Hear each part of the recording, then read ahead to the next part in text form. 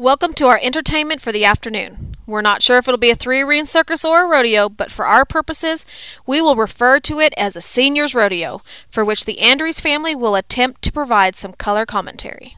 This will be an unusual rodeo in several ways. 1, there's only one entertainer. 2, we already know who the winner is. And 3, there may be a few surprises.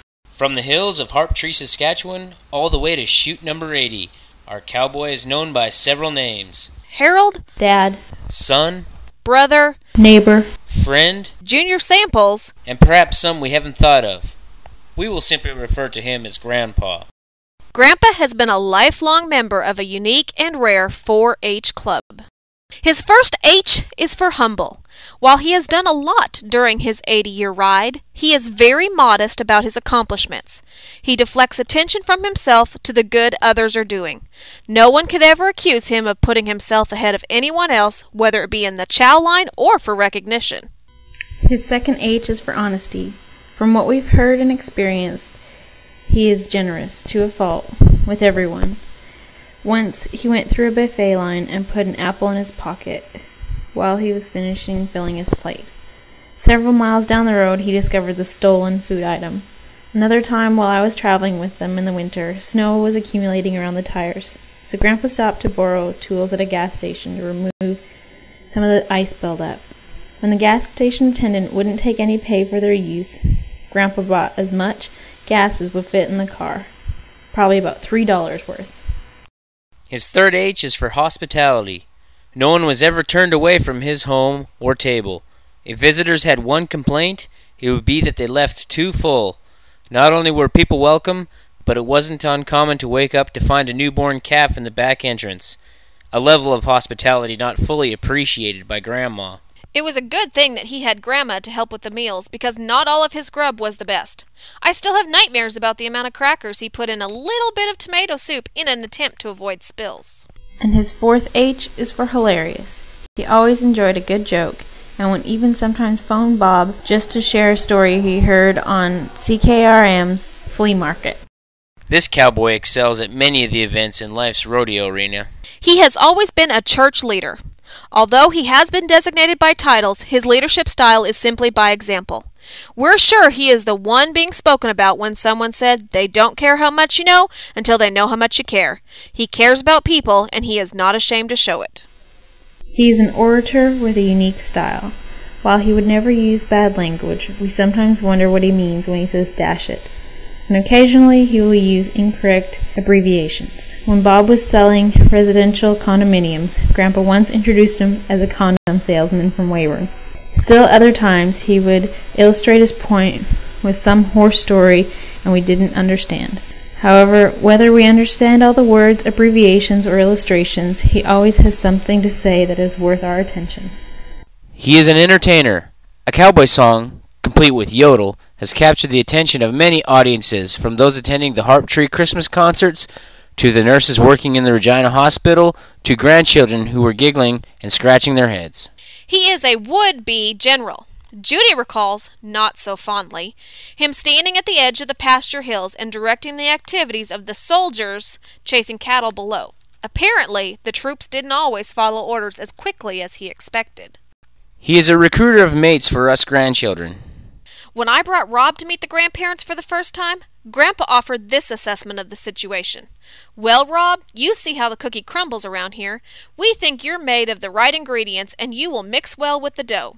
Needless to say, it got Rob's attention.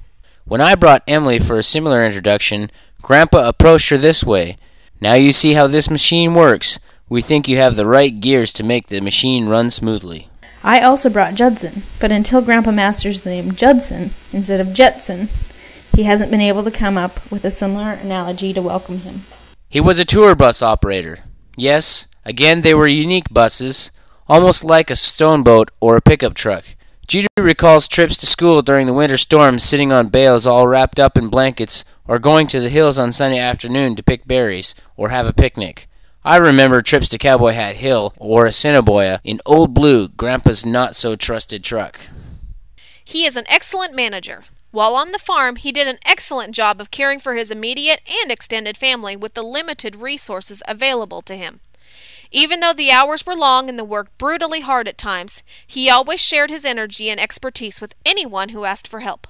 Then, when he shifted from managing cattle and grain to apartments and tenants, he greeted the residents of Legion Towers with a warm, respectful greeting, calling them by name and offering any assistance they might need. To him, they weren't tenants, they were family. 2 words summarize this cowboy: Christmas and strength. He loves everything about Christmas, from concerts to candy to piles of gifts, but especially children.